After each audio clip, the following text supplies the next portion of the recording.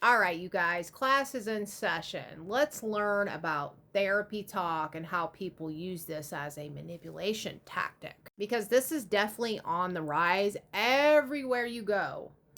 Trauma is being mentioned. Everywhere you go, triggers are being mentioned. I just didn't know it had a name for it. What is therapy speak? I like therapy talk better, but therapy speak is the incorrect use of terminology which is frequently used in psychotherapy and mental health. It tends to be linguistically prescriptive and formal in tone. Therapy speak is related to psychobabble and buzzwords. It is vulnerable to miscommunication and relationship damage as a result of the speaker not fully understanding the terms that they are using, as well as using the words in a weaponized or shabusive manner. Therapy speak is not generally used by therapists during psychotherapy sessions. Let's get into some examples. A really big one is trauma. I'm sorry, but getting arrested by the police, to me, that is not trauma. Many psychotherapists consider the term trauma to be overused to describe anything bad. Psychological trauma is often defined to begin with a horrific, violent, or life threatening event that is outside the range of a normal experience.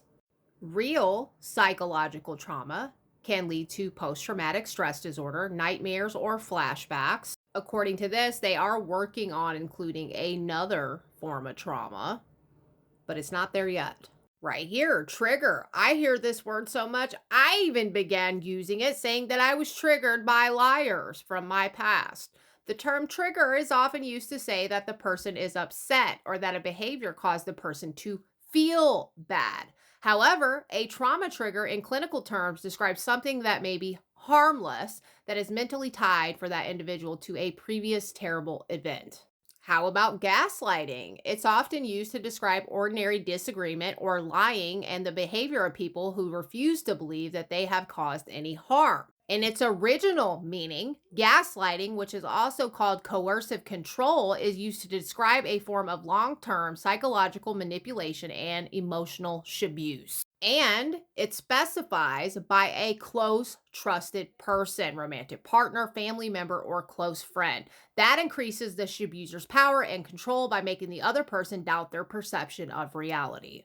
Another example is narcissism. The word narcissism, increasingly used in common speech to imply narcissistic personality disorder, may be used casually to imply that people with ordinary or individual acts of self centeredness, selfishness, rudeness, or self importance have a serious disorder. However, narcissistic personality disorder is actually a pattern of long term behavior that takes self involvement to an unhealthy extreme. What about depression? We hear people all the time saying that they are depressed. This word is often used to describe many unpleasant experiences, including temporary sadness, experiencing disappointment, and feeling discouraged. However, clinical depression is an extreme level of sadness and hopelessness that lasts for weeks or even longer and interferes with daily activities. Even setting a boundary is often misused to mean creating a family estrangement if the speaker's wishes are not fulfilled by others. But in psychotherapy, a boundary is carefully considered choice that is meant to preserve relationships. A boundary describes the actions taken by the person who set the boundary. For example, a person might decide if someone asks about a painful situation, they will say, I don't feel like talking about that right now, and then repeat that statement as many times as necessary. That's a boundary.